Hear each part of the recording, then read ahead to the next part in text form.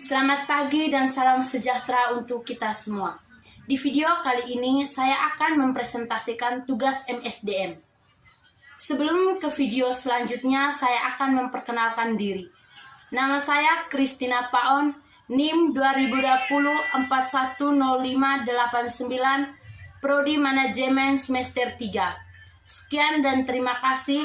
Saksikan video presentasi berikut ini. Kali ini kita akan membahas perencanaan sumber daya manusia.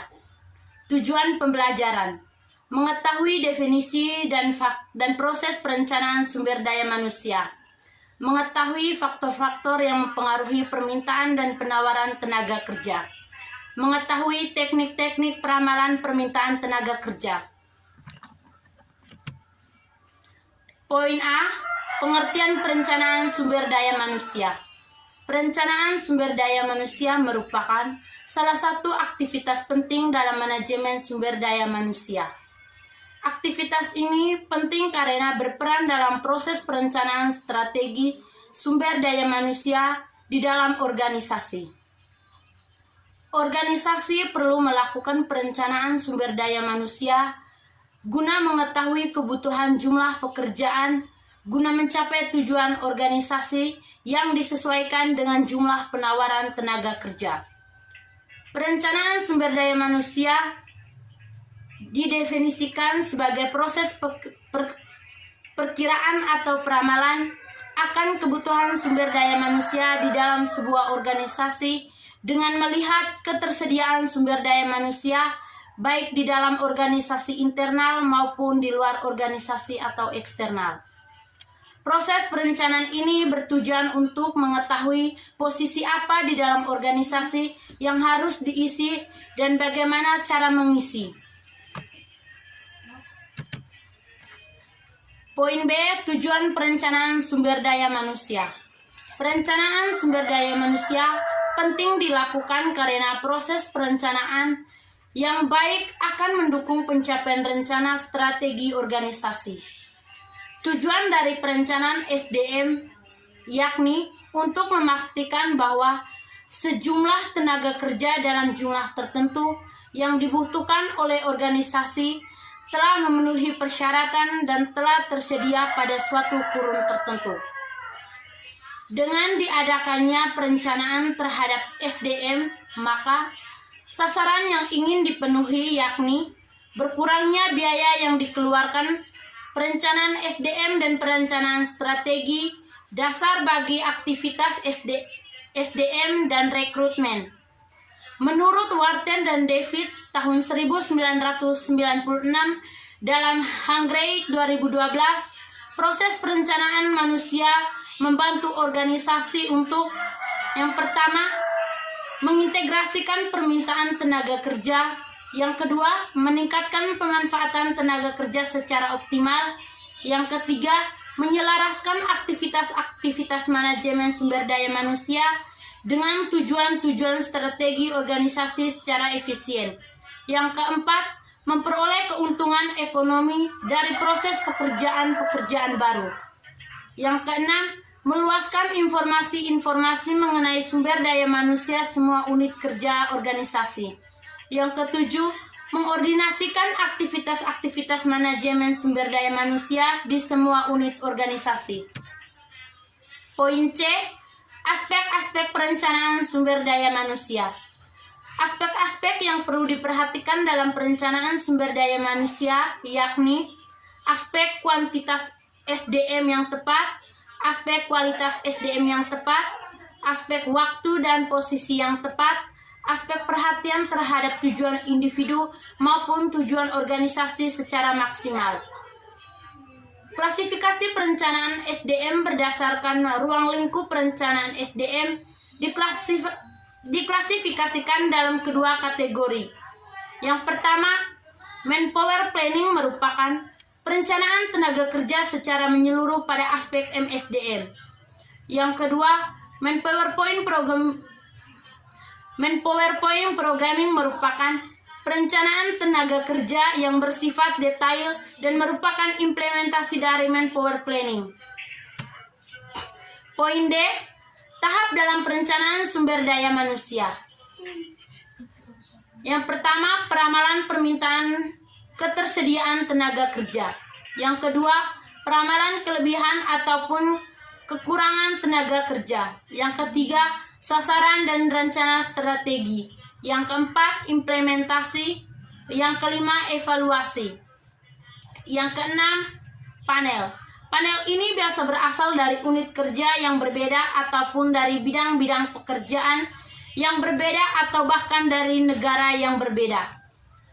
Sekelompok ahli tersebut kemudian memberikan pandangannya masing-masing dan memberikan perkiraan atau asumsi pada fasilitator untuk meninjau data yang dapat kemudian diolah menjadi laporan rangkuman. Proses dalam metode DLP ini adalah proses yang berulang-ulang dan mungkin berdiri dari beberapa babak atau putaran peninjauan hingga akhirnya mencapai kesepakatan bersama. Tahap pertama adalah mendapatkan pendapatan atau peramalan. Langkah-langkah pada metode DLP: yang pertama, pilih fasilitator. Yang kedua, identifikasi para ahli yang diperlukan. Yang ketiga, definisikan masalah. Yang keempat, pertanyaan putaran pertama. Yang kelima, pertanyaan putaran kedua. Yang keenam, pertanyaan putaran ketiga. Yang ketujuh, bertindak atas hasilnya. Rata-rata bergerak. Rata-rata bergerak merupakan sebuah pendekatan kuantitas untuk meramalkan permintaan tenaga kerja yang didasarkan pada suatu indeks organisasi seperti penjualan. Rata-rata bergerak adalah salah satu metode peramalan bisnis yang sederhana dan sering digunakan untuk memperkirakan kondisi pada masa yang akan datang dengan menggunakan kumpulan-kumpulan data. Kumpulan data-data di sini dapat berupa volume penjualan dari historis. Pada dasarnya, rata-rata bergerak menghitung rata-rata satu nilai runtut waktu dan kemudian digunakan untuk memperkirakan nilai pada periode selanjutnya. Rata-rata bergerak diperoleh melalui penjumlahan dan pencarian nilai rata-rata dari sejumlah periode tertentu, kemudian menghilangkan nilai terlamanya dan menambah nilai baru. Metode ini lebih baik digunakan untuk menghitung data bersifat stabil atau data yang tidak fluktuasi dengan tajam. Manajemen forecast adalah sebuah pendapatan atau keputusan dari supervisor, manajer departemen atau pihak lain yang memiliki pemahaman mengenai kebutuhan organisasi akan tenaga kerja. Beberapa faktor yang dapat menjadi pertimbangan dalam melakukan peramalan sumber daya manusia. Yang pertama, faktor eksternal adalah faktor-faktor di luar organisasi tetapi memiliki dampak terhadap jumlah pekerja yang dibutuhkan oleh organisasi. Yang kedua, faktor organisasi adalah faktor-faktor yang berasal dari internal organisasi itu. Faktor-faktor ini berdampak langsung terhadap jumlah permintaan tenaga kerja yang dibutuhkan oleh organisasi. Yang ketiga, faktor angkatan kerja adalah faktor-faktor yang disebabkan oleh aktivitas-aktivitas yang dilakukan oleh dan atau berasal dari tenaga kerja itu sendiri yang akan mempengaruhi jumlah permintaan tenaga kerja yang dibutuhkan organisasi. Poin E, metode tools of supply. Yang pertama, tabel staffing adalah penyajian dalam bentuk tabel dari semua jabatan dalam organisasi disertai dengan jumlah dari karyawan yang menjabat saat ini dan kebutuhan tenaga kerja untuk masa yang akan datang. Yang kedua, Markov analysis adalah metode untuk melacak pola dari pergerakan karyawan pada berbagai jabatan. Analisis ini sebenarnya berguna untuk mempelajari dan menganalisis setiap proses runtun waktu. Ada beberapa langkah pada Markov analysis. Langkah pertama adalah menghitung jumlah personalia dalam setiap klasifikasi pekerjaan yang relevan. Klasifikasi pekerjaan ini tidak perlu mencakup organisasi total, tetapi bisa saja hanya meliputi berbagai segmen organisasi seperti suatu divisi produk. Langkah berikutnya adalah memeriksa semua dokumen-dokumen dan catatan-catatan personalia periode waktu lalu dan menentukan jumlah sumber daya manusia yang berpindah dari suatu klasifikasi ke klasifikasi lain dalam periode tersebut.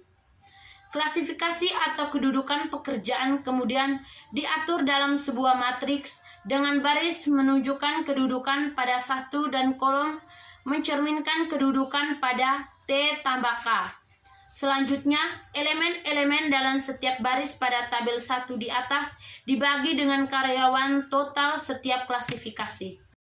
Rencana suksesi adalah proses untuk mengidentifikasi, pengembangan, dan melacak individu-individu kunci untuk posisi eksekutif. Bagan penempatan adalah daftar dari pemegang jabatan saat ini dan personil yang potensial jika ada lowongan pada jabatan tersebut. Skill inventories adalah data dari pendidikan, pengalaman, minat, dan keterampilan yang dapat memberikan petunjuk kepada manajemen. Sekian presentasi dari saya. Terima kasih sudah menonton video ini.